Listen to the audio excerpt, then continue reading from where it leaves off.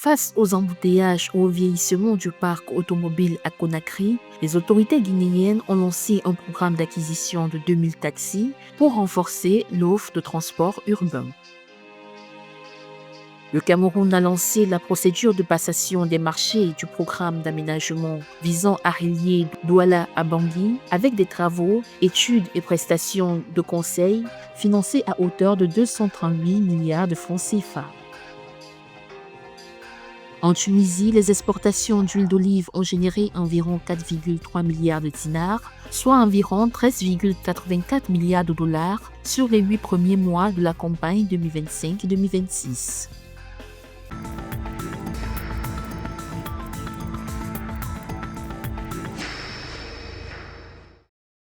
La Guinée s'apprête à franchir une nouvelle étape dans la modernisation de son système de transport urbain avec le déploiement de 2000 nouveaux taxis, dont 300 véhicules déjà disponibles, destinés à améliorer la mobilité dans la capitale Conakry. Cette initiative, portée par le gouvernement dans le cadre du programme Simandou 2040, vise à renouveler progressivement un parc automobile vieillissant et à répondre à une demande croissante en services de transport.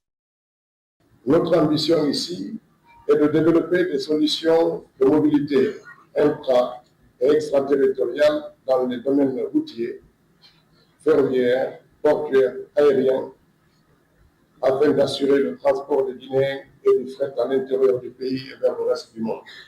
Cette initiative constitue l'un des volets du vaste chantier engagé par les autorités pour transformer le secteur de la mobilité urbaine. Parallèlement, le gouvernement prévoit la mise en circulation prochaine de 50 bus interurbains déjà acquis, ainsi que l'arrivée de 50 nouveaux bus supplémentaires afin d'élargir l'offre de transport public et de mieux répondre aux besoins des populations sur l'ensemble du pays.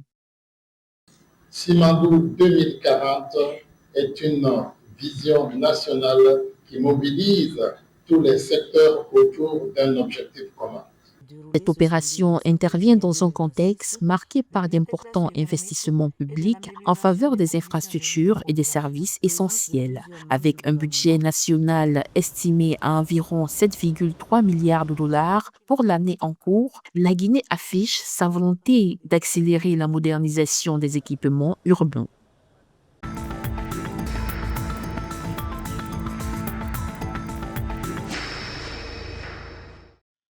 Le Cameroun a lancé la procédure de passation des marchés de son volet du programme d'aménagement du corridor économique Douala-Bangui.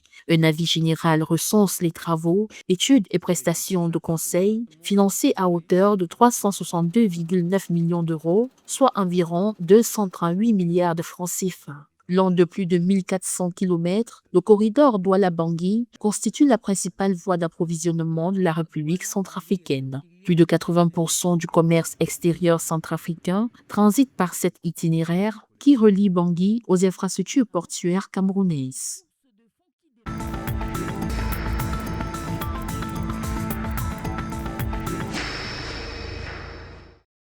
En Tunisie, les exportations d'huile d'olive ont généré environ 4,3 milliards de dinars sur les 8 premiers mois de la campagne 2025-2026, en hausse de 45% sur un an. Les volumes exportés ont atteint 352 000 tonnes, dont 83,4% d'huile d'olive extra vierge. Pilier de l'économie agricole tunisienne, l'huile d'olive représente près de 15% de la production. L'Union européenne reste le principal marché avec 56,8% des exportations, devant l'Amérique du Nord 24,2%.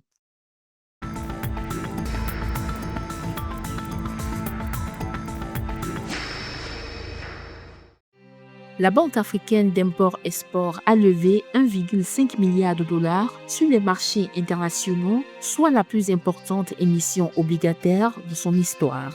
L'opération fortement souscrite reflète la confiance des investisseurs dans la banque et les perspectives économiques africaines. Repartie en 2 tranches de 750 millions de dollars, elle offre des maturités de 5,5 ans et 10 ans. Cette émission marque le retour d'Afreximbank sur le marché obligataire en dollars depuis 2021.